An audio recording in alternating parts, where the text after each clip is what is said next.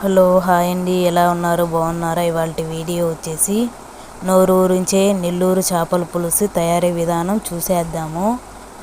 మీకు కూడా ఖచ్చితంగా నచ్చుతుంది, ఒకసారి ట్రై చేయండి. మీరు కూడా కడాయి పెట్టుకోండి, దానికి ఎక్కువగానే ఆయిల్ వేసుకోండి. చేపలకు ఎక్కువగా ఆయిల్ ఉంటేనే బాగుంటుంది. ఒక స్పూను ఆవాలు వేసుకోండి,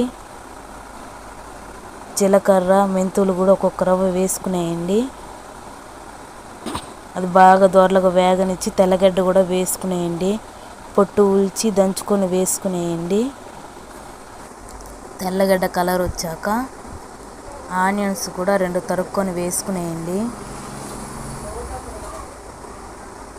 బాగా కలబెట్టుకొని వాడనియండి. 2 రెమ్మల కరివేపాకు కూడా వేసుకునేయండి. బాగా అది కూడా వేగనిచ్చి ఒక 3 టమోటాలు మిక్సీ జార్లో వేసుకొని అది కూడా వేసుకునేయండి. అంతా ఒకసారి కలబెట్టుకొని ఇది కూడా మగ్గనివ్వండి.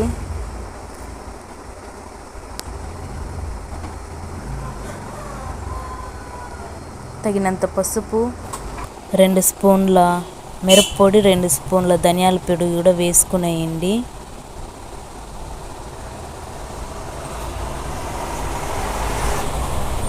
దాని తర్వాత ఉప్పు కూడా వేసుకునేయండి తగినంత.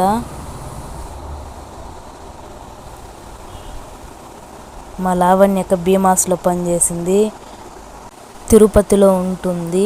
మా ఊరికి వచ్చినప్పుడు వంటలు బాగా చేస్తుంది.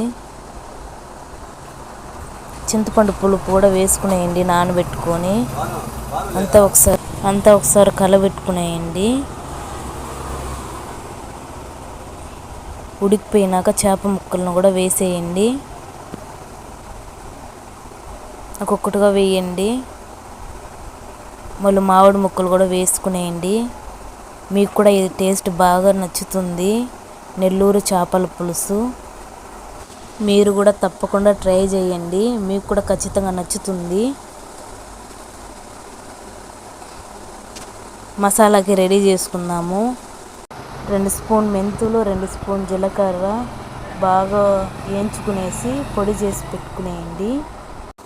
మన ఛానల్ని కొత్తగా చూస్తున్నట్లయితే సబ్స్క్రైబ్ చేసుకోండి, అదేవిధంగా లైక్ కూడా చేసుకోండి. మెంతులు జీలకర్ర పొడి కూడా వేసుకునేయండి. కొత్తిమీరతో గార్నిష్ చేసేయండి. ఒకసారి మీరు కూడా తప్పకుండా ట్రై చేయండి, మన ఛానల్ని సబ్స్క్రైబ్ చేసుకోండి. సరే అయితే బాయ్ అండి.